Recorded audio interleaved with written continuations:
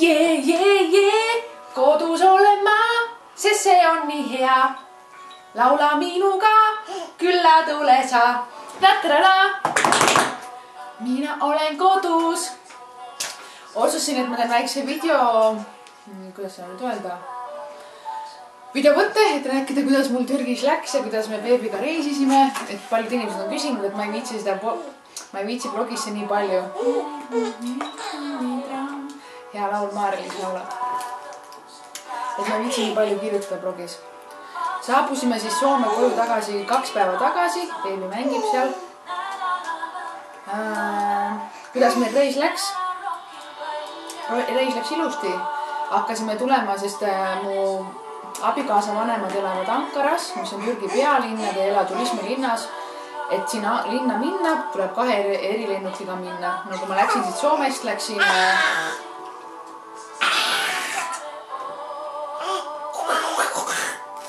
Beebiga tuleb kõik vahepeal rääkida. Et kui ma läksin Soomest, läksin Helsingi, Istanbul, Ankara 2 erineva lennukiga. Aga nüüd kui tagasi tulime, siis me läksime autoga, läksime Ankarast 6,5 tundi Istanbuli autoga. Ja beebi oli ka... Ma nii kartsin seda reisi, aga kõik läks õnneks. Ma palusin kaitseingleid ja viimased 10 minutit sellest 6,5 tunnist emme tegi häält. Muidu ta ainult magas, ainult 30 minutit sellest 6,5 tunnist.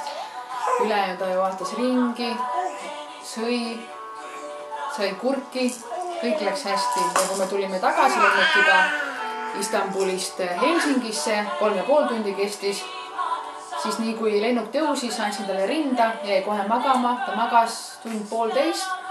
Ja siis ülejäänud selle aja oli minus üles, vaatas multikaid, oli üldse tore, et üldse ei nutnud aga mitte midagi, et super tükk ikka on mul ikka, ma olen nii õnnelik.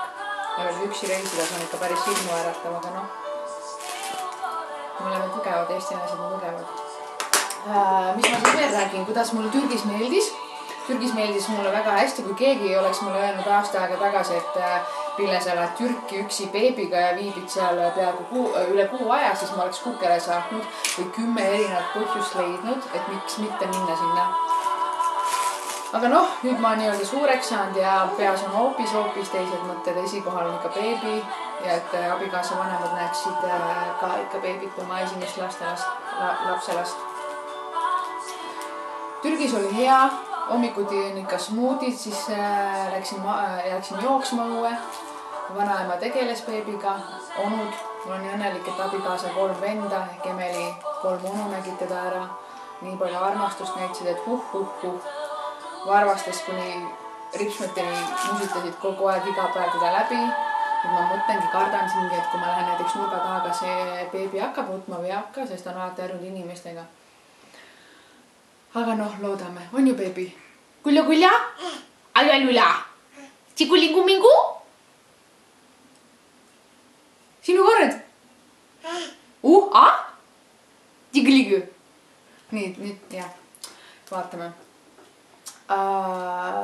Jään loomulikult taga igatsema seda head ämma sööki. Ämm on maailma parim kokk. Näiteks kui mina kodus käin suure potitäie süüa, siis me sööme seda sööki 2-3 päeva jutti, aga seal oli iga erinev päev. Olid erinevad söögid, mitte suured portsud, ala 3-4 erinevat käiku, supp, salat, praad, magustoit ja siis mingi vahepala. Aga mul on nii hea meel, et seal hästi palju ämm panustas juurviljadele. Et liha ma sõin kõige rohkem kuu aja jooksul võib-olla maksimum 4-3 korda, mis on ka hea. Beebi hakkas seal esimest korda lambaliha sööma porgandiga, aga talle see eriti ei maitsenud. Nüüd ma just keetsin talle kanaliha porgandiga, vaatame, kuidas see talle maitseb, kes liha ta peab saama. Türgis veel loomulikult need odavad head hinnad. Kui seal maksab suur ports, maksab spinatit 2 liirat, see on about 80-70 eurosenti. Seda on väga palju, siis siin Soomes näiteks on need, vaata, need poti sees on need hellerohelised spinati lehekesed, et need on nii vähe, see on mega kallis. Et just neid odavaid hindu ja juur- ja puuvilju on igatsema, et mu lehele panin ka paar pilti üles, kui ma käisin turul teel, siis on näha selle ilust, et kui suur ja lai valik seal on. Täna on mul saunapäev kodus, ma nii igatsen. Tavaliselt, kui ma Soomes kodus olen, ma käin iga laupäev käin saunas, siis Türgis seda võimalust ei olnud. Nagu näha, siis ma pean sauna minema. Ma juba nii ootan leili, mis jätab.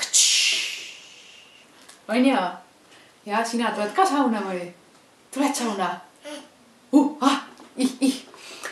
Ja igatahes, kui lennujaama jõudsime, siis me olime viimased loomulikult, kes väljusime seal, siis ma nägin oma abikaasad loomulikult pistsin nutma seal, kõik oli nii tore, nii ilus, mõtlesin, et beebi võib-olla võõrastab oma isat, aga õnneks ta ei võõrastanud. Et kõik läks hästi, kodus on hea olla, aga jah, ma just igatsen ka ikka Türgit. Naljakas, seda just Ankara ja seda kodu seal. Seal ei pidanud koristama, süüa tegema.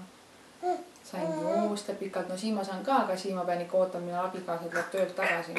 Aga no nii on ka paljudes peredes. Mis veel? Mis ma ostsin endaga kaasa, sealt ostsin igasuguseid hästi palju musti oliive, siis ostsin tatleid. Hämmastav, et enne mulle üldse nagu oliivid ei maitsenud, aga seal iga hommikusöögi lauadega olid mustad ja rohelised oliivid kividega. Ma juba tegin researchi. Et mustad oliivid on palju tervislikumad. Beebi kukkus pikali, ma pean teda üles panema, üks hetk. Tule siia, kesi siis niimoodi, tule. Tule. Kuule, kus su laulujoru on?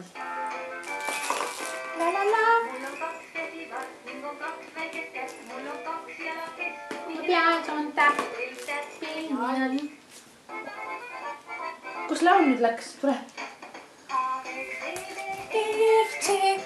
Et kui ma ennem üldse oliivi ei söönud, siis nüüd ma olen väga suur oliivi söödik.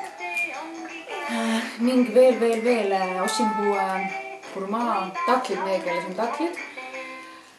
Tatled ostsin kaasa ning veel ostsin mooruspuu marju loomulikult, need on nämmi. Siis ostsin ühe hea, ma panen pildi ka varsti, siukse nektariini, jah, granaatõuna mahlast tehtud siukene kaste, et saab salatitele peale panna.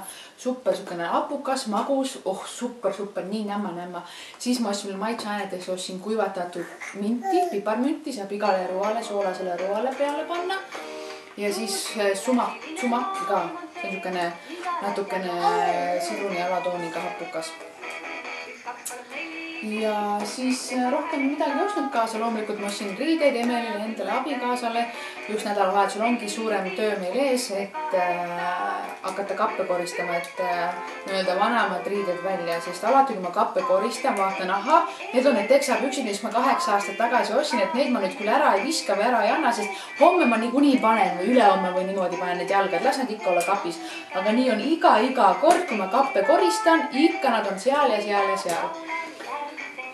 Nii et peab hakkama kappe sorteerima, et nii-öelda vanemad riided välja ja uuemad asemele, sest ei ole ruumi, meil on üks kapp. Näiteks nagu ämgi ütles mulle, et kui ma ostsin beebile riideid seal, siis iga riidega panid nad selle riidepuu peale. Ma ütlesin, et ämmale, et jah, et ma võtan riidepuud ära ja viskan ära. Ei, et miks sa riidepuud ära viskad, et paned ilusti kappidesse stangedele ja siis valid, et mis päev riided täna panen ja mis homme panen niimoodi, et stangedelt edasi riidepuuga. Ma vaatasin talle otsa, et et mul ei ole nii suurt elamist nagu sul, et sul on 4-5 tuba, et igas toas on suured kapid ja ruumi on üle, et pane ükskõik mida tahad kappi, aga ikka on hästi palju ruumi on üle kappides. Mul on 2-toaline, mul on üks kapp ja needki on pungil täis, et mul ei ole siukest luksust, et tatar. Aga see on elu ja ma ei kurda selle üle. Et tehkegi teie hea tegu, näiteks meie plaanime abikaasaga viia need kas kirikusse või vaatame, mis siin veel eespoos kusagil, et kus riideid vastu võetakse. Mida veel? Emadele, kes kardavad reisida beebidega, ärge kartke, uskuge endasse, sest kui te kardate ja närvitsete, paanitsete, siis beebi loomulikult tajub seda kõike. Aga loomulikult see ei ole ka nii, et et nüüd ma lennukis magan, siis beebi saab aru, et emme magab, ma magan ka. Ei, see ei ole nii. Aga mõttes saate aru. Esimene asja, nagu koju tulin hommikul, loomulikult tegin endale mahla, värsket toormahla, sest Türgis Ankaras mul see mahlamasinat ei olnud. Kuigi seal oli smuutimasin, aga mahlamasinat seal ei olnud. Käisime ka jalgad kaotamas Galatasaray.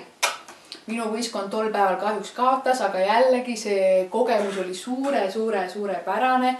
kus käisime pubis või baaris oli, et istusid vastasvõistkond, minu võistkonna fännid, siis karjusid, kärjusid. Mina mõtlesin, et mina olen ainuke super tulihingeline fänn, aga